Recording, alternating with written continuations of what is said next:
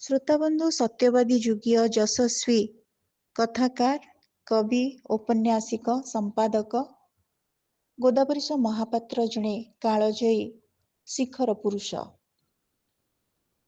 ତାଙ୍କର ସାହିତ୍ୟ ତାଙ୍କର ପରିଚୟ ବହନ କରେ। ବିଶେଷ ଭାବରେ ନିଆଖୁଣ୍ଟାର ସମ୍ପାଦକ ଭାବରେ ତାଙ୍କର ଅନନ୍ୟ ପ୍ରତିଭା ଏଯାବତ୍ ଅକ୍ଷୁର୍ଣ୍ଣ ରହିଛି। ନିଆଖୁଣ୍ଟା ଓଡ଼ିଶାର ପତ୍ରିକା ଜଗତରେ ଏକ ସ୍ୱତନ୍ତ୍ର ସମ୍ମାନଜନକ ସ୍ଥାନ ଅଧିକାର କରିଛି। ତାଙ୍କର କ୍ଷୁଦ୍ର ଗଳ୍ପରେ ରହିଛି ପଲ୍ଲୀ ଛାୟା, ଏବେ ମଧ୍ୟ ବଞ୍ଚିଛି ଗରିବର ଭଗବାନ। ଉପନ୍ୟାସରେ ରହିଛି ରକ୍ତପାତ, ବିଦ୍ରୋହ, ରାଜଦ୍ରୋହୀ। କବିତାରେ ରହିଛି ହେ ମୋର କଲମ, ଉଠ କଙ୍କାଳ ବଙ୍କାଉ ସିଧା, କଣ୍ଟା ଫୁଲ, ପାହାଚ ତଳର ଘାସ ଇତ୍ୟାଦି ଉଲ୍ଲେଖଯୋଗ୍ୟ। ଶ୍ରୋତାବନ୍ଧୁ, ନୀଳମାଶ୍ରେଣୀର ଗାଳ୍ପିକ ଭାବରେ କଥାକାର ଗୋଦାବରୀଶ ମହାପାତ୍ର ଗଳ୍ପ ଜଗତରେ ନିଜସ୍ୱ ସ୍ୱାତନ୍ତ୍ର୍ୟ ପ୍ରତିଷ୍ଠା କରିଛନ୍ତି। ଆଜି ତାଙ୍କର ଏକ ଚମତ୍କାର ସୁନ୍ଦର କ୍ଷୁଦ୍ର ଗଳ୍ପ ଆପଣମାନଙ୍କ ଉଦ୍ଦେଶ୍ୟରେ ମୁଁ ଉପସ୍ଥାପନ କରୁଛି, ଯାହାର ଶୀର୍ଷକ ହେଉଛି ଈଶ୍ୱରଙ୍କ ପାଖକୁ ଚିଠି। ଗଳ୍ପର ଶୀର୍ଷକ ଆଉଥରେ ଈଶ୍ୱରଙ୍କ ପାଖକୁ ଚିଠି। କଥାକାର ଗୋଦାବରୀଶ ମହାପାତ୍ର। ଏ କଥା ଶୁଣି ତୁମେ ହୁଏତ ସତ କରିବ ନାହିଁ। ସତ କର ବା ନ କର, କଥାଟା ଯେ ସତ ଏଥିରେ ତିଳେ ହେଲେ ସନ୍ଦେହ ନାହିଁ। ଦିନେ ଜମିଦାରୀ ତମାମ ଏଇ କଥାଟା ସମସ୍ତଙ୍କ ମୁହଁରୁ ଶୁଣାଗଲା। ଯେ କହିଲା ସେ ହସିଲା, ଯେ ଶୁଣିଲା ସେ ହସିଲା। ଗଞ୍ଜାମ ଜିଲ୍ଲାର ଗୋଟିଏ ଜମିଦାରୀ, ଅତି ବଡ଼ ନୁହେଁ କି ଅତି ସାନ ନୁହେଁ। ସେଇ ଜମିଦାରୀର ନାଁ ଶୁଣି ତୁମର କିଛି ଲାଭ ନାହିଁ, ନ ଶୁଣିଲେ କିଛି କ୍ଷତି ନାହିଁ ମଧ୍ୟ। ଧରାଯାଉ ନାଁଟା ବଡ଼ଗଣ୍ଡ।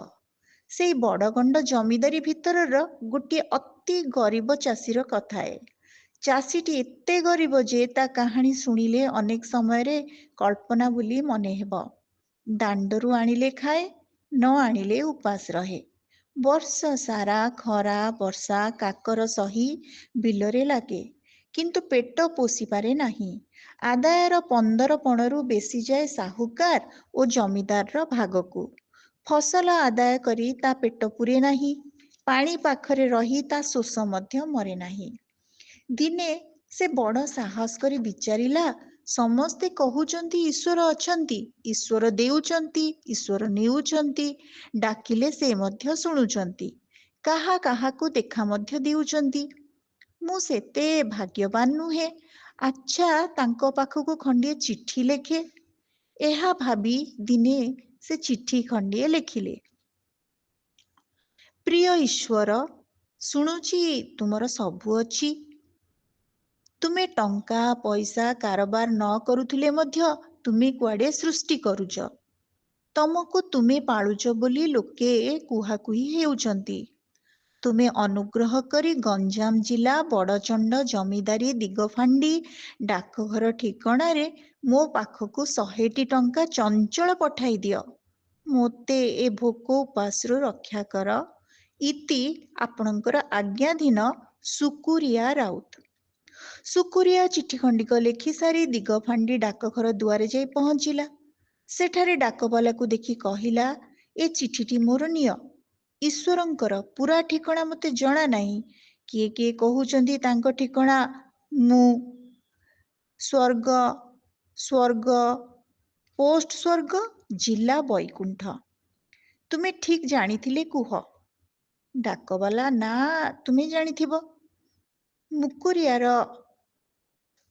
ସୁକୁରିଆର ଏ କଥା ଶୁଣି ଦିଗଫାଣ୍ଡିର ଡାକବାଲା ଟିକେ ହସିଲା, କହିଲା, ଆରେ ଓଲୁ, ଆମ ଏ ଆଡ଼ର ଚିଠି କ'ଣ ଈଶ୍ୱରଙ୍କ ପାଖକୁ ଯାଏ?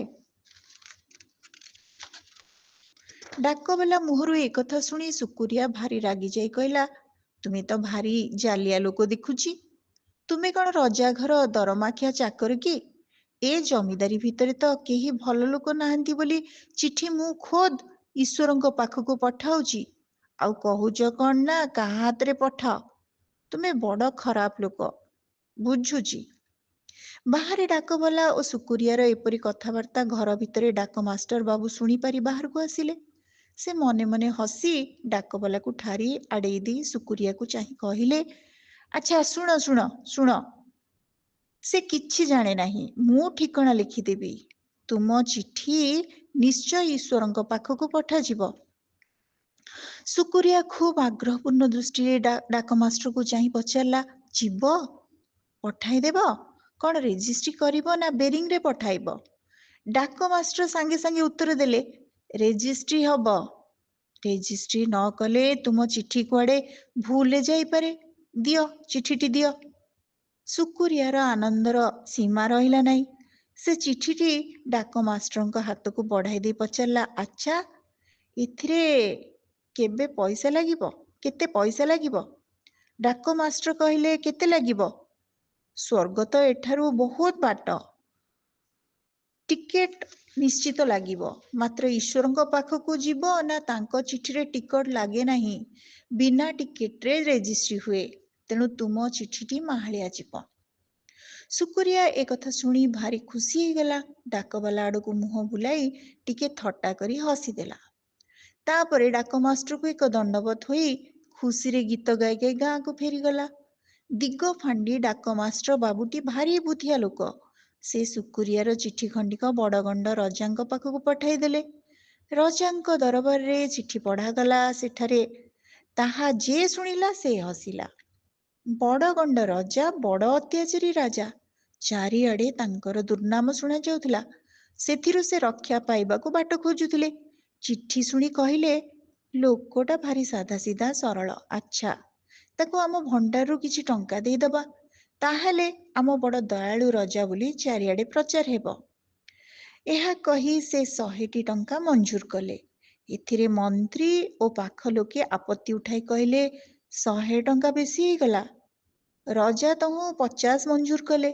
ବିଚାରିଲେ, 100 ହେଉ ବା 50 ହେଉ, ଗରିବ ପ୍ରଜାଙ୍କର ହଠାତ୍ ପ୍ରିୟ ହେବା ପାଇଁ ଏ ଗୋଟାଏ ଭଲ ବାଟ। ଏହି ଘଟଣାର 7 ଦିନ ପରେ ବଡ଼ଗଣ୍ଡ ରାଜାଙ୍କ ପାଖେ ଆଉ ଖଣ୍ଡିଏ ଚିଠି ପହଞ୍ଚି ଆସିଲା। ସେ ଚିଠି ଖଣ୍ଡିକ ସେହି ସୁକୁରିଆ ଈଶ୍ୱରଙ୍କ ପାଖକୁ ଚିଠି ଦେଇଥିଲା। ପ୍ରିୟ ଈଶ୍ୱର, ତୁମେ ପଠାଇଥିବା ଟଙ୍କା ପାଇ ତୁମକୁ ଧନ୍ୟବାଦ ଦେଉଛି। ତୁମେ ମୋତେ ଏଣିକି କେବେ ସାହାଯ୍ୟ କଲେ ଟଙ୍କାଟାକୁ ସିଧା ସିଧା ମୋ ପାଖକୁ ପଠାଇଦେବ। କାରଣ ଆମର ରାଜା ସବୁଥିରେ ଅଧେ ନିଜେ ରଖି ଅଧେ ରଇତଙ୍କୁ ଦିଅନ୍ତି। ଆମ ବିଲରେ ଧାନ ହେଲେ ସେ ନିଅନ୍ତି ଅଧେ, ଆମେ ନେଉ ଅଧେ। ଅଧେ ନ ନେଇ ସେ କେବେ ହେଲେ ଛାଡ଼ନ୍ତି ନାହିଁ। ଆଜି ମୁଁ ଯେଉଁ 50 ଟଙ୍କା ପାଇଲି, ସେ ନିଶ୍ଚୟ ଅଧେ ରଖି ଏତକ ପଠାଇଛନ୍ତି।